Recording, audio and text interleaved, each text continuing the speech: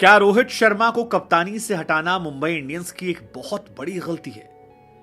हम आपको बता दें कि मुंबई इंडियंस के 13.5 मिलियन फॉलोअर्स थे और बीते 24 घंटे में 1 मिलियन लोगों ने मुंबई इंडियंस को अनफॉलो कर दिया है। And that is huge. 10 lakh लोग। मतलब मुंबई आज 2007 से इंस्टाग्राम पर एक्टिव है और 2007 से लेकर 2023 के बीच में उन्होंने 13.5 मिलियन फॉलोअर जमा किए थे और एक दिन में एक फैसले ने उन्हें 12.5 कर दिया। और जिस हिसाब से आंकड़ा चल रहा है मुझे लगता है अभी ये शायद और ज्यादा कम होगा। लेकिन सवाल मेरे जहन में ये कि हार्दिक पांड्या को कप्तान बनाने के चक्कर में क्या मुंबई ने अपने फैंस को नाराज कर दिया, टीममेट्स को नाराज कर दिया और क्या बैठे बिठाए कियोस्क क्रिएट कर लिया? ये सवाल मेरे जहन में इसलिए आ रहा है क्योंकि जब मैंने एवी डिविलियर्स को सुना और वो कह रहे थे कि Hardik Pandya was always a Mumbai guy, पूरा करियर उन्होंने मुंबई में खेला है, और बड़ी हैरानी हो रही कि इतनी नेगेटिव उनको लेकर रिएक्शन आ रहा है। हम आपको बता दें कि एक्चुअली ये रिएक्शन जो है ये रोहित के जाने को लेकर है। ये रिएक्शन हार्दिक पांड्या के उन स्टेटमेंट को लेकर है जो बीते सालों में गुजरात टाइटंस से कैप्टन रहते उन्होंने दिए थे। ये रिएक्शन उस दर्द को लेकर है जो रोहित शर्मा के फैंस को नजर आ रहा है, सूर्य कुमार यादव के दिल टूटने को लेकर, जसप्रीत बुमराह के उस स्टोरी को लेकर। और शायद यही वजह है कि ये पहला मौका होगा कि किसी खिलाड़ी को बाहर नहीं किया गया, उसको टीम में रखा गया है, उसके बावजूद 1 मिलियन लोग जो हैं वो अनफॉलो कर रहे हैं। एंड दैट डिफाइंस कि रोहित शर्मा को लेकर अटैचमेंट जो है वो कितना ज्यादा है। बार बार मैं कह रहा हूं कि रोहित शर्मा इस साल वो क्रिकेटर हैं जिन्होंने सबसे ज्यादा इज्जत कमाई है। वर्ल्ड कप 2023 में अगर किसी एक खिलाड़ी को सबसे ज्यादा इज्जत, प्यार, सम्मान मिला है सो वो रोहित शर्मा और उनके साथ विराट कोहली थे। लेकिन रोहित शर्मा को जब आप साइड कर देते हैं तो हमें पोस्ट दिखाई पड़ता है आरसीबी की तरफ से, loyalty is royalty. Shubman Gill ने जब स्टेटमेंट दिया कि कप्तानी जब आती है तो वो आपको लॉयल्टी मांगती है। रोहित शर्मा ने सब कुछ दिया था बीते सालों में, और रोहित शर्मा को हटाना सिर्फ इसलिए क्योंकि आप हार्दिक पांड्या को टीम में चाहते थे और हार्दिक पांड्या चाहते थे कि आप उन्हें कप्तान बनाएं। इसमें हार्दिक का फॉल्ट इस साल तो नहीं है।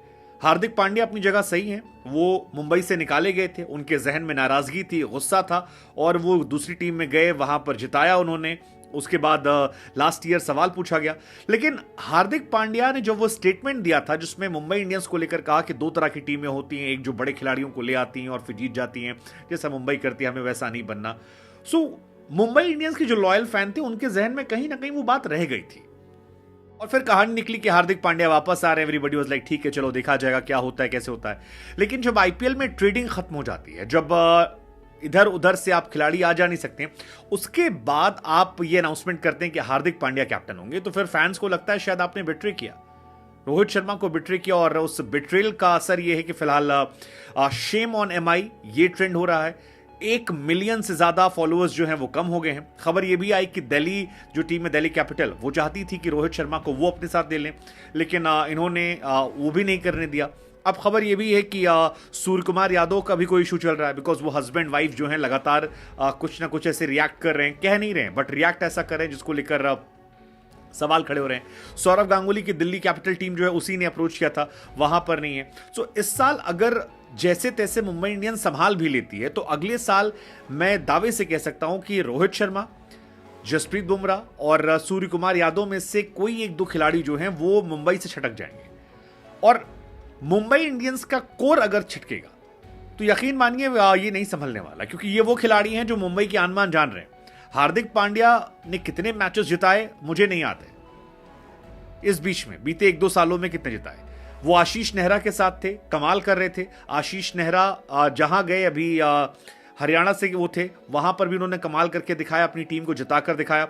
सो it was not alone Hardik Pandya, it was Hardik. और मैं दावे से कह सकता हूं इस साल भी गुजरात टाइटंस जो है, ऐसा नहीं कि बिल्कुल खराब टीम हो जाएगी, गुजरात टाइटन इस साल भी अच्छा करेगी। उसकी परफॉर्मेंस जो है वो गायब नहीं होगी, वो आपको बेहतर करते हुए दिखाई पड़ेंगे।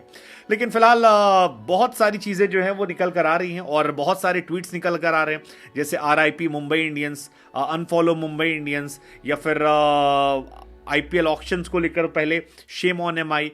सो आई बिलीव कि ये सारी चीजें जो हैं ये कियोस धीरे धीरे धीरे धीरे धीरे इशू क्रिएट कर रहे हैं। और मुंबई इंडियंस ने अब तक ये पहचाना नहीं है, समझा नहीं है, शायद वो बैकफुट पर तो जाएंगे नहीं क्योंकि इतना बड़ा फैसला ले लिया है।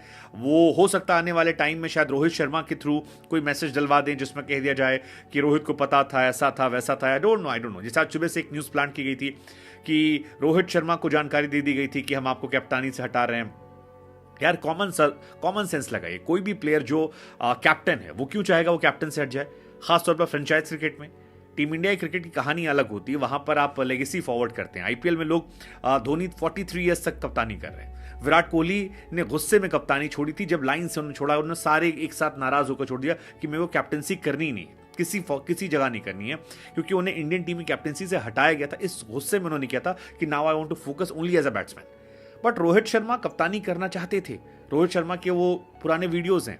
फिर सवाल वही है, क्या एक हार्दिक के लिए सूर्या, बुमराह, रोहित सबको मिला के कियोस्क खड़ा कर दिया मुंबई ने अननेसेसरली?